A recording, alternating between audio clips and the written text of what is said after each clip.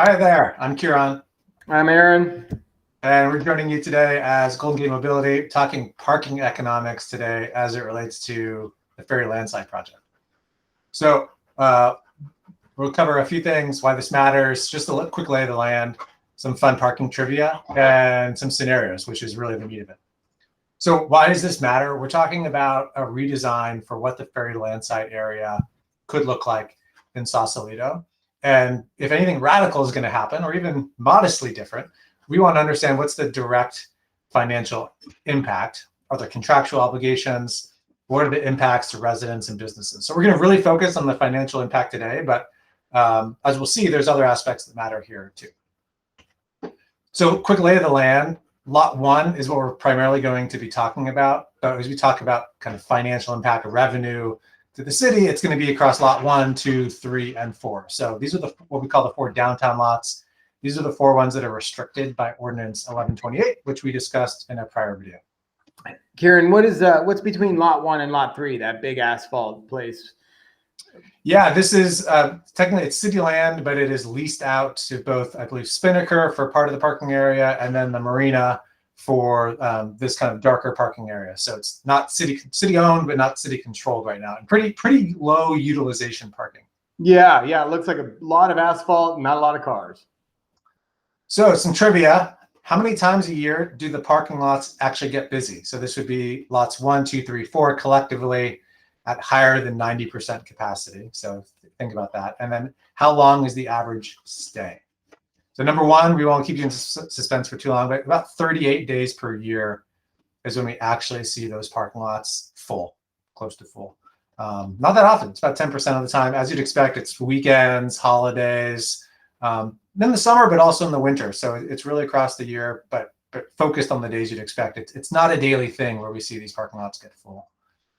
And then the average stay is less than 2 hours, an hour and 45 minutes. So this is, I think, surprising to a lot of people when they see this, of how long people come for. So we've got the scenarios. We ran 3 scenarios. This is based on 2019 parking data, which was pre-COVID. So that's why we picked 2019. One is reducing lot 1 plus Tracy Way, that combined amount, by about 20%, which is an amount we think is doable under Ordinance 1128 without any changes of road. The next one is taking about half of that area out, half of that parking out. And the third one is eliminating lot 1 Tracy Way, repurposing it in other ways for the community and for our visitors. And so for all of these, we looked at what would it take to maintain the current revenue level. Now, revenue is not income, but we think it's a good proxy here. So scenario 1, if we were to take out those 39 spaces, reach revenue neutrality by increasing our tour bus parking permit to $21. I'm not sure how many people would be too fussed about this, but it's a quick summary there. That's pretty easy to do. The other equivalent there is you could raise parking rates on average by about 12 cents an hour. So it's almost nothing. Well, explain the tour bus parking. Is that per visit? Yeah, per visit. So in 2019, they were paying $8. So this is basically saying it's a $13 increase. And if you look at the map, it's a pretty big area that we dedicate to that tour bus parking. So I think we should charge fairly for the environmental impact, for the space that's taking. That's what that would mean.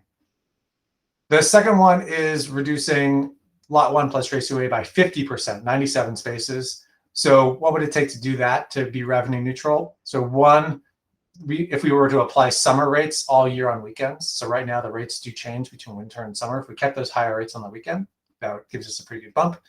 If we increased hourly rates by 35 cents an hour on average, and then we increase the commuter day rate by 25 cents. So making those 3 changes would make us revenue neutral, essentially no revenue impact by having that level of change. And then the last one is the big one. If we were to eliminate it entirely. And so the test is here, like, how does it look totally crazy? Does it look doable? Where are we on that spectrum if we were to eliminate lot 1 and Tracy Way entirely? So we have to do a few things to reach revenue neutrality. Summer rates on all year on the weekends, such as the previous one. Having the lot 3 rates be the same as lot 1 today. Increasing the hourly rates by 75 cents. Increasing the commuter day rate by $1.25. So I think that means it's a $5.25 to be able to park all day.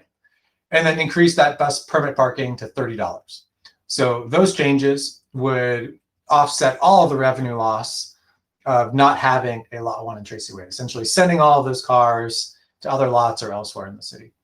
There are other things that are not in the model that could be ways to increase revenue and then essentially not have to increase the hourly rate by so much. Parking meters would be one, parking permits would be another one to look at. So there's other things out there. Before we could analyze relatively easily, this is what it would take. Pretty cool. So what we're seeing is that we can remove some spaces and just increase the cost in other ways. And the city does continues making the same amount of money right now, so we don't have to change our budget. That's right. Cool. So that's the topic of parking economics. If you'd like to see additional detail on the aspect of this, how this simulator actually works, we'd be happy to talk about it. There's also other important topics out there. Some videos we've already made, congestion points, ordinance 1128, staging area. So we think this is an important topic. Thanks for listening in, and we'll see you later. Thank you.